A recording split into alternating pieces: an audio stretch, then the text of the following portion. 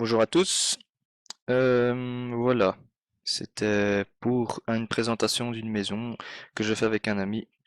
Euh, on fait des expériences paranormales pour voir s'il y a vraiment quelque chose qui existe. Je fais un PowerPoint, je ferai un montage vidéo avec ma voix, comme ça vous verrez les photos pendant que je parle. Donc, en première photo, on a une maison d'extérieur. De l'extérieur, la fameuse maison. Dans Google Maps, on avait été voir, la maison était un peu plus rafraîchie, le toit ne s'était pas effondré. Puis, bah, on l'a pris de plus près, en effet. La deuxième photo, on l'a pris de plus près. Vous pouvez voir que les volets sont fermés, sauf au-dessus, vu que le toit s'est effondré, à mon avis, ils sont arrachés avec. La maison est délabrée, mais pénible. C'est une maison qui date de d'avant la guerre de 1945. On a retrouvé un calendrier, mais ça, vous le verrez beaucoup plus tard. Ça sera pour un autre PowerPoint, hein. Je fais pas trop, sinon ça prend trop de place. Avant 1945, que je disais, on a retrouvé un calendrier. Ce n'était 1945. C'est dommage que nous n'avons pas vu, c'est la date en fait, la date exacte. Nous avons retrouvé de vieux journaux. Troisième photo, ben, on l'a pris juste sur le côté. Vous voyez au fond qu'il y a on va dire un petit abri de jardin, on va dire, qui a totalement brûlé. Il y a les photos, je crois que j'ai pris des photos dedans. Ouais, c'est possible. Ouais, j'ai pris des photos dedans, comme quoi ça a été complètement carbonisé. Soit ça a brûlé, ou alors il y a des jeunes qui sont venus brûler là-dedans. Puis, la quatrième photo, euh, en allant faire une petite exploration sur le côté de la maison, nous avons vu cette fenêtre vraiment glauque, hein. C'est vraiment malsain. Quand on reste pendant quelques minutes, on dirait qu'on nous regarde en fait par la fenêtre. C'est un peu malsain. Maintenant, c'est peut-être notre imagination qui nous fait des tours. En dessous, vous voyez que les volets sont fermés. C'est dans une petite pièce. À mon avis, c'était le salon, télé, tout le bordel, hein. Cinquième photo. Là, c'est un peu plus de face. On a voulu montrer comme quoi le toit s'était réellement effondré et qu'on pouvait pas accéder au premier étage. Euh, ouais, on ne pouvait pas accéder au premier étage. Par contre, vous voyez à droite que le volet est, est toujours là, quoi. Mm.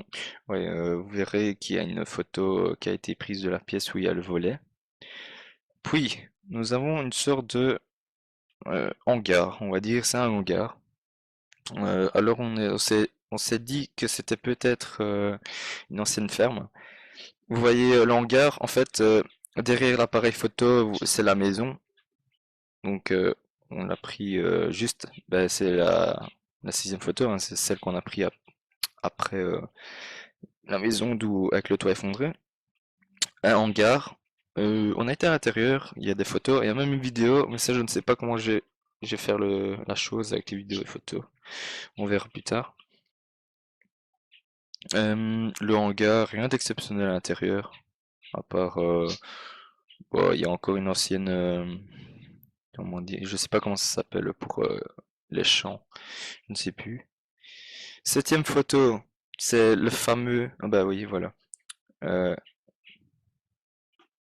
ouais, en fait, je me suis trompé de photo. Ce n'est pas grave. Septième photo, là, on revoit l'endroit, comment dire, que je vous dis, le sort d'abri de jardin, hein, qui est totalement cramé à l'intérieur. Rien de plus, rien de plus. Là, on retourne à la huitième photo. On arrive à la huitième photo, c'est le hangar, mais vu de l'intérieur. Il y a le, le fameux truc pour les champs ou quoi, juste en face. Le machin rouge. J'ai pas envie de m'attarder là-dessus parce que je ne sais pas ce que c'est. Je ne sais pas, je suis pas agriculteur. Puis nous avons en neuvième photo le côté gauche de la maison. Euh, bien sûr, à droite ou enfin à gauche, pardon. Gauche de la photo, vous voyez que c'est l'abri de jardin en question. En face, je dirais plutôt que c'est un stockage en fait, un truc de stockage. Voilà. Hop, dixième photo, vous voyez mon ami en train de regarder en haut. Euh, Ici, c'était sûrement une partie de la maison qui s'est effondrée. C'est juste à droite du stockage que vous avez vu à une photo. C'est sûrement une partie qui s'est effondrée totalement. Hmm. Et brûlée en même temps, ouais. On voit derrière la commode que vous voyez qu'il y a on dit des objets cramés. Donc voilà, c'était pour juste la face de la maison. Donc il y aura un autre PowerPoint hein, sur l'intérieur. Intérieur, intérieur jour et intérieur nuit. On retournera pendant la nuit hein, vu qu'on aime bien ce qui est paranormal.